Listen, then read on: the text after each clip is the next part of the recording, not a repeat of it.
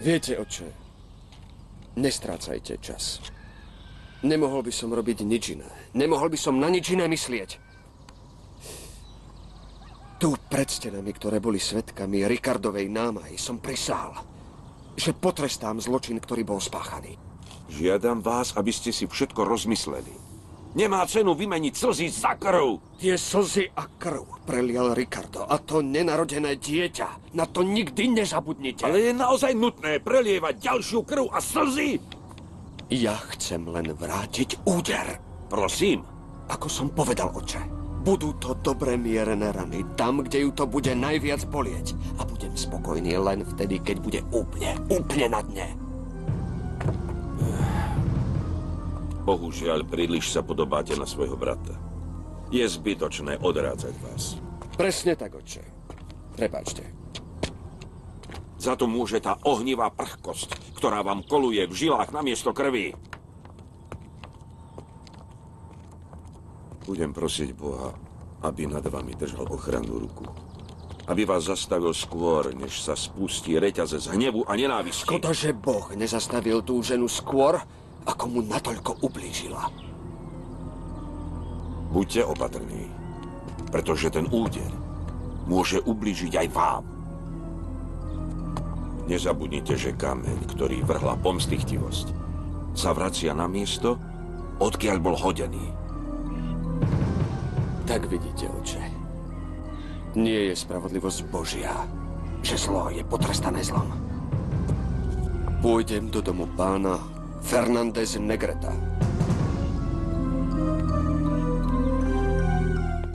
To, čo hovoríš, mi robí starosti. Áno, teta, aj mne. Navyše ma to dosť bolí, pretože som si robila ilúzie. Samozrejme, boli to len moje ilúzie.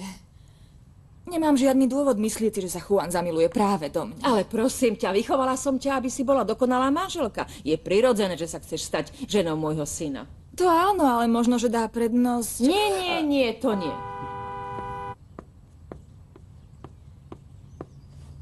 Strýko prišiel.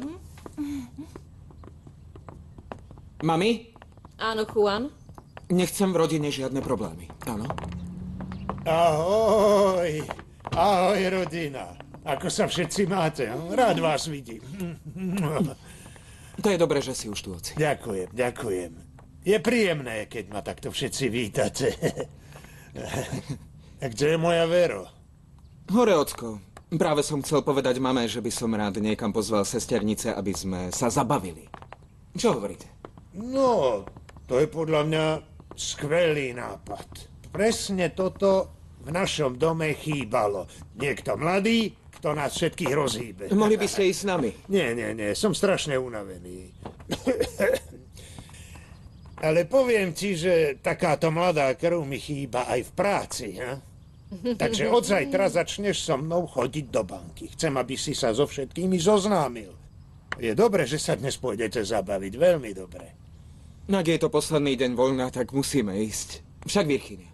No tak, dievča, len bežte. Zlato, zavolaj Veroniku. Chcem ju vidieť, kým odídu. Tóňa. Áno, pani. Prosím. Povedz slečne Veronike, že prišiel pán. Áno, samozrejme, hneď to Ďakujem. bude. Slečná, mám Čo vám sa povedať, stalo? Aha, že... už ide. Tá doslova beží. Už je tu. Strýko, Á, kedy si prišiel? Ahoj, Zlatko, moja malička, moja princezna. No, Juan, toto dievča je moja radosť. No, ty tiež, Zlatko, ty tiež, samozrejme, neboj sa, no. Áno, Veronika je taká veselá. A ty si sladká, dievčatko moje. Obe nám priniesli veľa šťastia. Však, miláčik. Áno, presne tak. A ja si ich teraz obidve odvediem. A dávaj na ne pozor, ha? Veronika. Áno? Ty si vedela, že niekam idete? Áno, dohodli sme sa s Juanom, však bratanče. No, tak potom dobre, len bežte. poď, Nechcem, Juan. aby ste sa vrátili neskoro. Neboj sa, strýko. Choď, Virginia, tak utekaj. No tak, Zlatko, len bež. No, ahoj. Ahoj. Daj na ne pozor, Juan.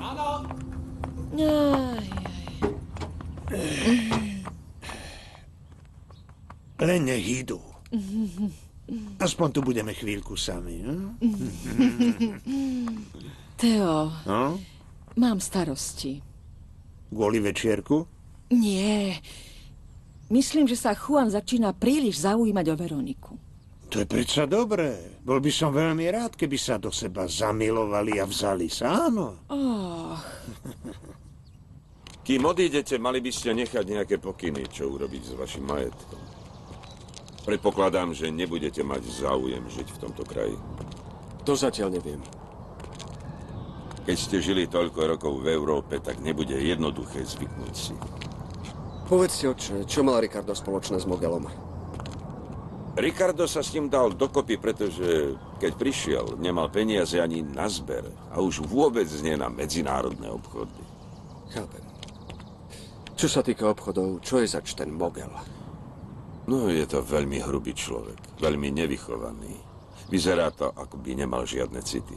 Zachránil však veľa životov. Ako to? Mogel je lekár a našťastie je schopný a výkonný. Ibaže je alkoholik. Viete, oče, pýtal som sa vás na obchody. Ten muž drží svoje slovo. Pokiaľ viem, nikdy nikoho nezradil. Lenže je veľmi nepríjemný. Obávam sa, že si budeme musieť s Mogelom pohovoriť. Áno. Nech už chcete urobiť čokoľvek. Bežte za ním. Počujte, oče, kým odídem, bol by som rád, keby ste ma zaviedli k Ricardovmu hrobu. Poďme.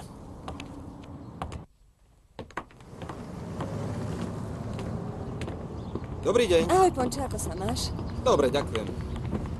Dajte mi ho, mladý pán. Daj mu ho, ja ho poznám. Áno, je to naša zákazníčka. Vidíš, vedia o nej aj v garážach. Ideme? Počkaj, Juan.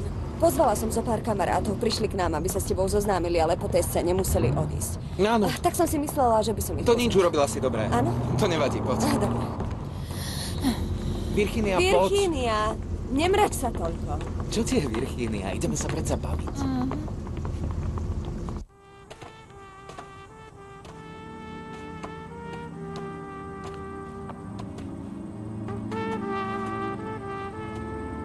Tak už sme tu. Predpokladám, že chcete byť sám. Vrátim sa.